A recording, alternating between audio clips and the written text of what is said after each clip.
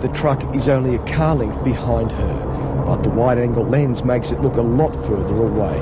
She's travelling 80 k's the legal limit. Suddenly, behind us, all hell breaks loose.